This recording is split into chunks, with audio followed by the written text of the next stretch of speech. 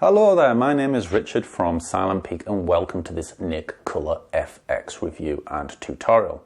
Now, if you're not aware, Color FX is one part of the 8-application Nik collection, which usually retails for about $150. And specifically, Color FX is a filter tool, in which case you can take your image and bury it under any number of various different tone and color effects. So what does that look like? Well, let's have a look.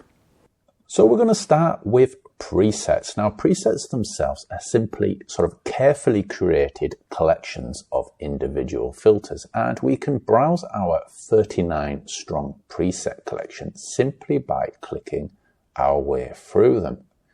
Now, this demo is entirely in real time, and as you can see, Color FX works very quickly indeed, and I'm able to sort of blast my way through the presets in very good time. Now, I think I quite like this light and bright filter, and if we want, we can compare our previous results. So here is our before and after, or we can kind of do it this way instead, or we can view the two images side by side. But as you can see, we've come an awful long way in not very much time at all. Now, let's say that you like this effect, but it needs a little bit of work. Well, over here on the right, we can actually visit each of the individual filters that sort of make up this single preset. So in this case, we have Film Effects Faded. And here we've got the ability to sort of adjust our brightness, contrast, saturation, and lots of other stuff. So what you can do is use a preset to get a head start, and then finally tune that preset so it sort of more closely aligns with your creative vision. And overall, that is looking pretty good as is.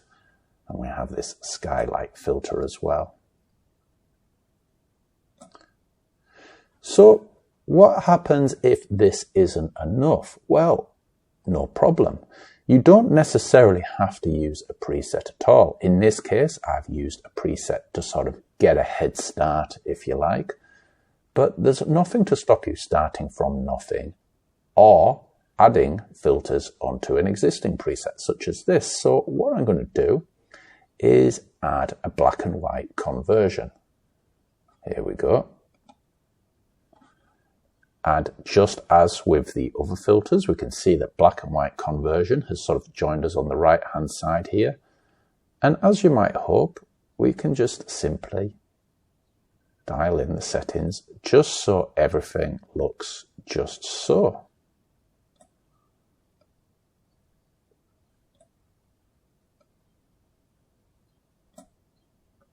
And let's make the shadows a bit punchier.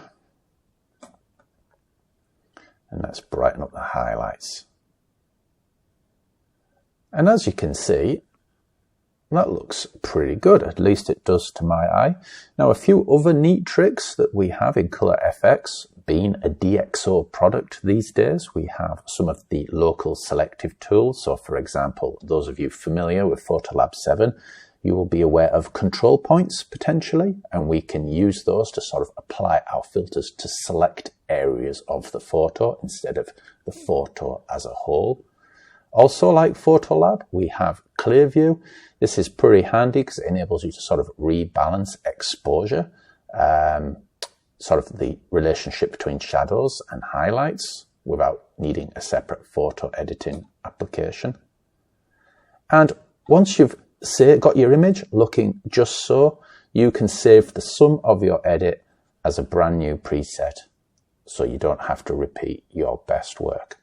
So as you can see, Color FX is very impressive, straightforward to use, and an awful lot of fun. However, it does have one notable problem. It doesn't have any compatibility with RAW files. So this means you cannot open your RAW files, nor can you export your edit as, say, a DNG file. So what might you buy instead of Color FX? Well, the first one that comes to mind is On1 Effects.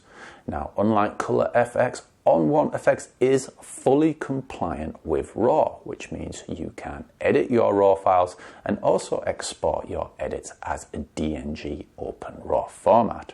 We've also got a bit more variance in the types of layer at our disposal, and we also have Super Select AI, which is an object recognition powered AI masking tool that you can use to target your adjustments to specific areas of your photograph. However, On1 Efex is quite a bit more expensive than what Color Efex is, but nevertheless well worth a look. Now, if you've got a little extra spare cash, I strongly recommend you consider DxO's Film Pack 7. Film Pack 7 is basically today's sort of tribute to film, and you can take your digital image and convert those images to match the aesthetic of classic film stock from Kodak, Fuji, Polaroid, and an awful lot more. Functionally speaking, it's very similar to Color Efex, but unlike Color Efex, it does work with RAW files. You've got more editing options, more functionality, but sadly, Film Pack 7 costs almost as much as the entire Nik collection itself. Nevertheless, if you've got the money, that is where I would put it.